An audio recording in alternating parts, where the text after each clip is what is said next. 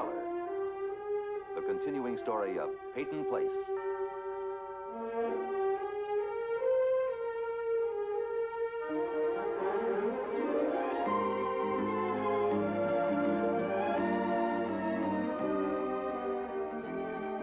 Starring Ed Nelson as Michael Rossi,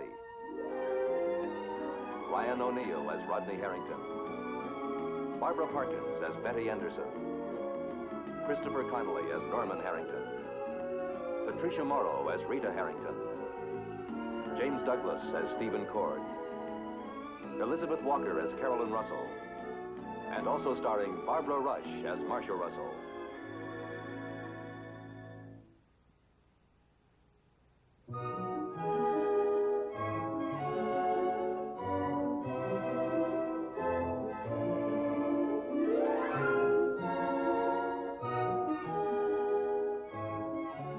Today, a small victory in Rodney Harrington's battle to recover from the paralytic effects of a motorcycle accident. Rodney leaves Doctor's Hospital for the first time since his emergency surgery. Dr. Michael Rossi suggested the brief outing as a means of taking Rodney's mind off his wife.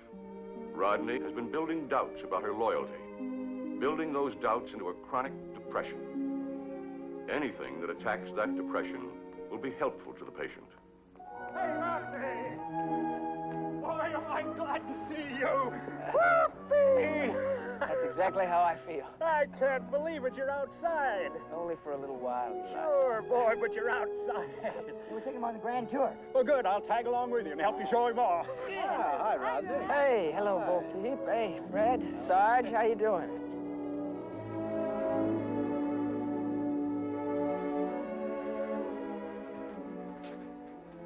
It's a beautiful day.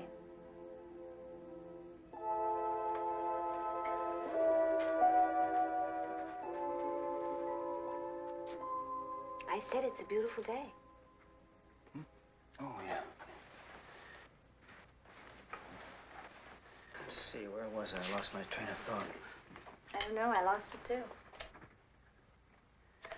Rod was quite an athlete in school, wasn't he? Mm-hmm. So was Tom. He was a marvelous 440 man. I guess that's the most difficult race of all because you have to sprint all the way. Susan, what are you here for? Well, I merely came to tell you that I've instructed my attorney to change the divorce action. Change it? How? Well, we're dropping adultery, and the grounds will be mental cruelty.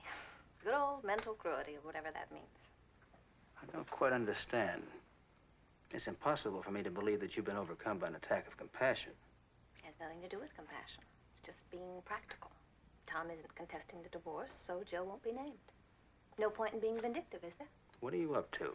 Oh, Stephen, my trusting friend, I'm up to nothing, absolutely nothing.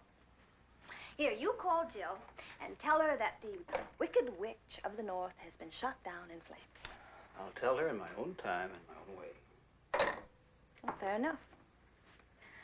Well, I think I shall go down to the square and frolic with Rodney. Anything you'd like me to tell him? Goodbye, Susan. On second thought, I'm not leaving. All right. Why don't you sit down over there and keep quiet so I can get my work done? Oh, Stephen, you don't have any work left to do. Rod's going to make it, isn't he? Not all the way back, no. Well, what do his doctors say?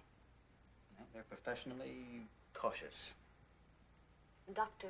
Stephen Cord doesn't think he's going to make it. You can call it the hunch of a layman.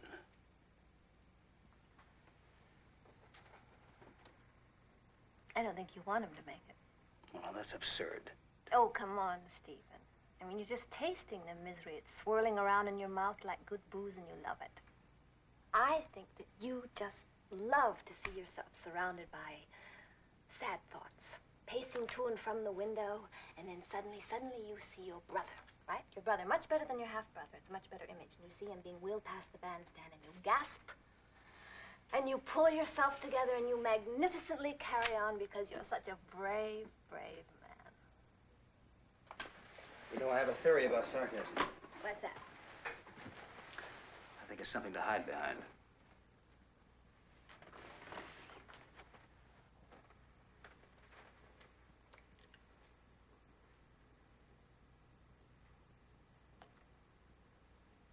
A long time ago, seems like 100 years, I told you I wasn't in the business of making husbands jealous.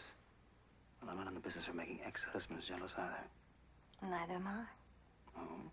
Tom's gone, and that's that. And I'm available. Well, unfortunately, I'm not.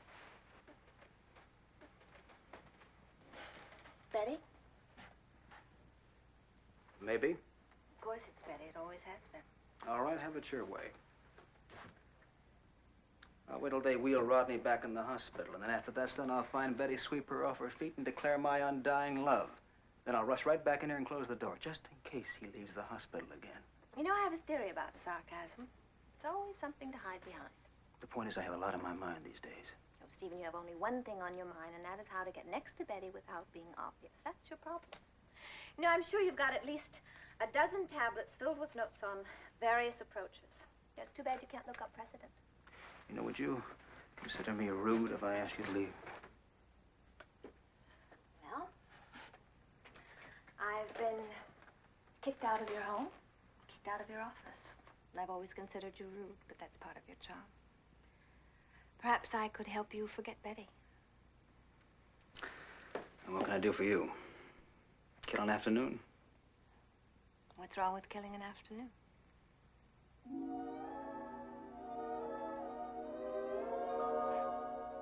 Chicken.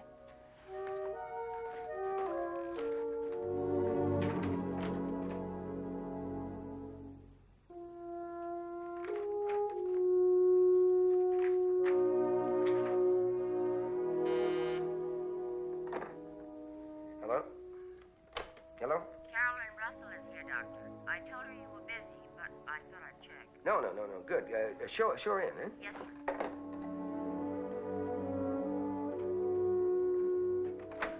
Hi. Come on in. I hope I'm not bothering you. No, not at all. Sit down. Your desk is overflowing. I'm glad you interrupted it, really. I've been going over some rather dull financial reports. Well, how does it feel to get back into harness, huh? What? School. Oh, I've been going all summer. Oh, I didn't know.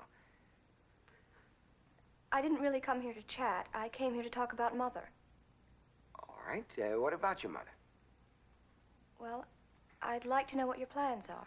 My plans? Your intentions. Oh, my intentions. Well, my intentions are, honorable. I'd say they were strictly honorable. Well, I suppose then you think this sounds pretty funny, but I'm serious. I'd really like to know. Would you? Yes, I'd like to know what your feelings are, whether you're deeply involved or exactly what. Why?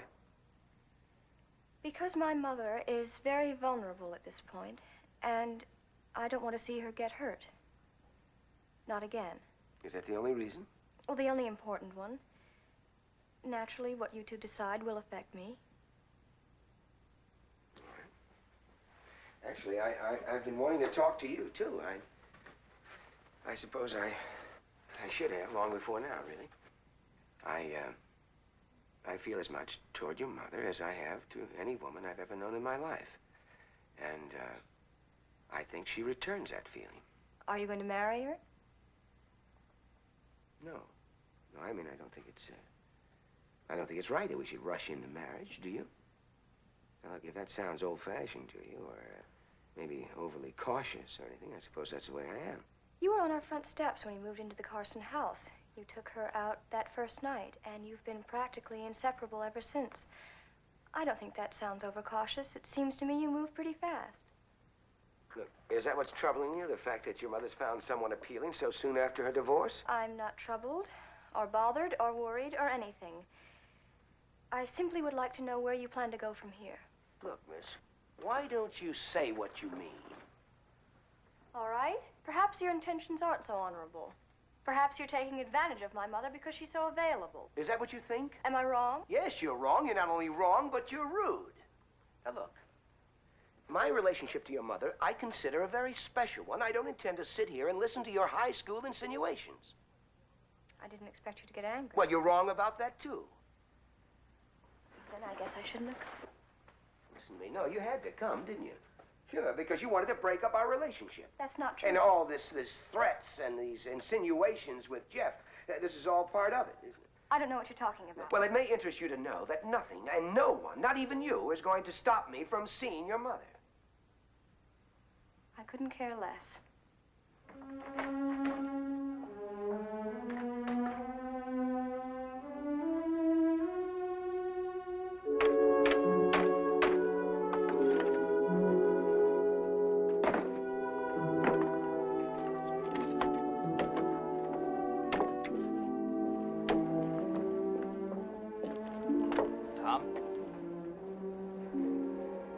Stephen? Susan dropped the charges of adultery. She changed the grounds to mental cruelty. Interesting. I thought it would please you. Jill's off the hook. She won't have to go through anything now. Good. I just thought you'd like to know. Thank you. Right. I'll see you.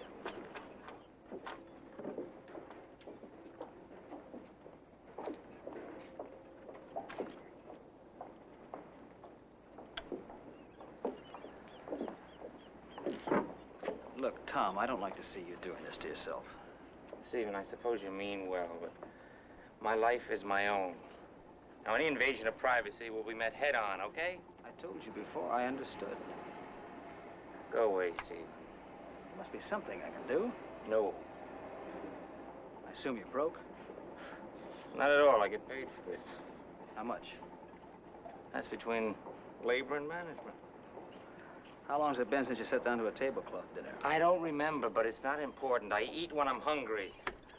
Now, don't worry about me. Tom, you remember the Founders Festival? Now, your wife put me through an embarrassing position. She tried to make you jealous. She took my arm and kidded me into driving her off to a charity luncheon at my home. I remember. Well, the point is, I thought at the time you were the most disciplined, confident, dignified person I'd ever met. Now, you handled that situation beautifully. I admired you. No, I envied you. Now, Tom, that was just a few months ago. I'd like to see you that way again. I'm sorry, Stephen. I lose my concentration easily. I'm afraid I tuned you out. What did you say? Forget it. Look, what about a few flesh wounds? I mean, here you are all in one piece. You really happy? Don't you think a little bleeding would help?